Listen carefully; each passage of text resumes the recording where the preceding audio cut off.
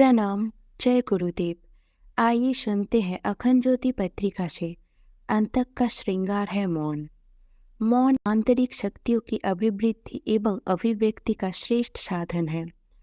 इसमें असीम एवं प्रबल सामर्थ्य है, क्योंकि ये आंतरिक ऊर्जा के शरण को रोकता है। अतः प्रत्येक श्रेष्ठ एवं महान कार्य की सफलता में गहन गंभीर मौन सहायक रहा है। यही मानव चेतना का गूढ़ रहस्य है। सामान्यतया वाणी को विराम देना मौन कहलाता है, परंतु सार्थक मौन उसे कहते हैं जब मन में सच चिंतन होता रहे। यूं ही जीवा को बंद रखकर मन में ईर्ष्या द्वेष का बीज बोते रहने को मौन नहीं कहा जाता। ये तो और भी खतरनाक एवं हानिकारक सिद्ध हो सकता है। मौन के साथ श्रेष्ठ चिंतन, ईश्वर स्मरण आवश्यक है, तभी मौन की सार्थकता है। इस संदर्भ में श्री अरविंद आश्रम की श्री माँ कहती है कि 7 दिन के गंभीर मौन के बाद ही 1 घंटा सार्थक बोला जा सकता है, और 1 वर्ष का मौन 1 दिन बोलने की अनुमति प्रदान करता है।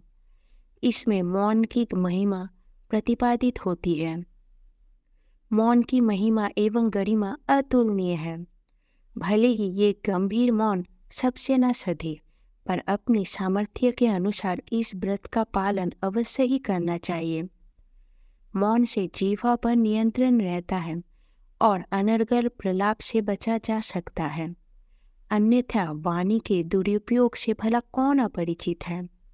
महाभारत का भीषण युद्ध इसी बेलगाम वाणी का ही तो परिणाम है। अधिक बोलने वाले को वाचाल कहा जाता है, और ऐसे व्यक्ति की बातों पर विश्वास उठ जाता है। सारे अनर्थ का जड़ इसी में निहित है। सच्चा और सार्थक बोलने के लिए मौन रहना अनिवार्य है। इसी कारण कभी कभी तो ऐसी वाणी को मौन की शंका दे दी जाती है। प्रकृति का हर घटक, इसका प्रत्येक जीव मौन रहकर अपने कर्तव्य कर्म में संलग्न है।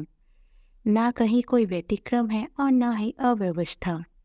सभी मौन होकर अपने अपने नियत कर्म में जुए हुए हैं। परंतु सृष्टि का सबसे बुद्धिमान एवं श्रेष्ठ कहा जाने वाले मानव का हाल बड़े ही बेहाल है। वाणी का सर्वाधिक दुरुपयोग यही करता है। ये विडंबना ही है, पर जितना जल्दी हो सके इसे सुधार लेना चाहिए, क्योंकि मौन में वाणी से भी अधिक सामर्थ्य होती है। मौन हमें अंतर्मुखी बनाता है। हम अंतर की आवाज़ को इसी अवस्था में सुन एवं समझ सकते हैं। तभी हमें प्रकृति की दिव्य वाणी सुनाई दे सकेगी और उसका आनंद उठाया जा सकता है। सूरज ढलते ही संध्या का स्वर, रात में अपूर्व श्रृंगार से टिमटिमाते तारों की थिरकन एवं चंद्रमा के शीतल प्रकाश को मौन रहकर ही अनुभव किया जा सकता है। प्रकृति का दिव्य स्वरूप मौन में ही निहित है। स्वयं मौन होकर ही इसकी झलक झांकी प्राप्त की जा सकती है।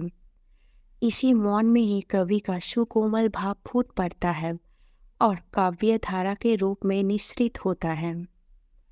जब धरती प्यास से अकुलाहट से तरप उठती है, तो ऊपर से उमड़ते घुमड़ते बादल आते हैं और वर्षा कर इसकी प्यास को बुझा जाते हैं। हवा निरंतर बहती रहती है और प्राणवायु बनकर अपने कर्तव्य धर्म पालन करती है। सूर्यदेव जगत के सभी जीवों को प्राण का संचार करते रहते हैं। ये सभी दैवीय शक्तियाँ सदा मौन रहते हुए अपने कार्य को संचालित करती हैं। कभी किसी ने दंभपूर्ण वाणी का प्रयोग नहीं किया। अटल अविचल हिमालय अनंत काल से मौन खड़ा है। ना जाने कितने योगी यति तपस्वियों की ये पावन आश्रय स्थली बना हुआ है। ये मौन होकर अपने बर्फानी शरीर को गलाकर गंगा जैसी पूर्णतया नदी को जन्म देता है, और ये पावन एवं पूर्ण सलीला ना जाने कितने संतप्त जनों को शीतलता का, पवित्रता का वरदान देती चली आ रही है। ना इसमें इसका कर्तापन का अहंकार है और ना कर्म के प्रति आसक्ति। ये तो सदा मौन व्रत धारण किए प्रकृतिगत कर्म बनकर औरों के लिए नौछावन होते रहे हैं।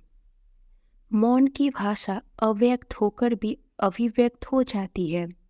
ये अनकही होते हुए भी कह देती है। यही इसकी विशेषता है।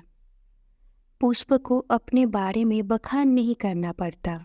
ये जब खिलता है तो वातावरण स्वतः ही सुगंधमय हो उठता है और उसके पास से हर गुजरने वाले किसी भी व्यक्ति को इसके अनुभव से वंचित नहीं होना पड़ता। डाली से कटकर मुस्कुराते रहने की इसकी प्रेरणा भी मौन ही होती है, जिसे हृदयंगम कर हर परिस्थितियों में प्रसन्न रहा जा सकता है। दीपक भी मौन होकर निष्कम जलता रहता है। ये तमस की छाती को चीरकर आलोक का पथ गढ़ता है और हर एक को अपने निर्दिष्ट लक्ष्य की ओर बढ़ने के लिए सहायता प्रदान करता है। दीपक का मौन क्या किसी प्रभावपूर्ण उपदेश या आख्यावान से कम है? इसी मौन में भक्त भगवान का कृपा पात्र बनता है। गहन मौन में लीन दार्शनिक का चिंतन नवीन दर्शन को जन्म देता है एवं वैज्ञानिक अपने शोध अन्वेषण से एक नया आविष्कार करता है। ऐसा मौन ही सार्थक है। अरुणाचलम के महर्षि रमन सदैव मौन रहते थे, परंतु उनका मौन उपदेश आत्मा की गहराई में उतर जाता था। बिना बोले वे हर एक की जिज्ञासा को शांत करते और हर कोई उनसे अपनी गंभीर समस्या का समाधान अनायास पा जाता था। उनके मौन आशीर्वाद से ही मनोकामना पूरी हो जाती थी। महायोगी श्री अरविंद ने मौन में ही अतिमानस योग को सिद्ध किया। इस दौरान सन 1926 से 1950 के अपने महानिर्वाण तिथि तक वे एक कोठरी में कैद हो गए थे। उन दिनों वे प्राय मौन रहा करते थे और उनकी इस मौन योग साधना ने मानव जाति को एक नूतन उपलब्धि दी। मौन एक व्रत है। इस व्रत के व्रती आचार्य विष्णुगुप्त के अंदर एक जीवट एवं महापराक्रमी चाणक्य ने जन्म लिया, जिसने अखंड भारत के भविष्य के उज्जवल स्वरूप को मूर्त रूप प्रदान किया। और इनके इस मौन का ही परिणाम था कि अब तक के इतिहास के सबसे बृहत्तर भारत का उदय हो सका। सबके दिलों में धड़कने वाले गांधी जी के मौन का प्रभाव कितना विलक्षण एवं अद्भुत था, इससे भला कौन परिचित नहीं है, जिसने अपने देश की सदियों पुरानी गुलामी रूपी लोह बेड़ी को तोड़कर एक अकल्पनीय स्वतंत्रता प्रदान की।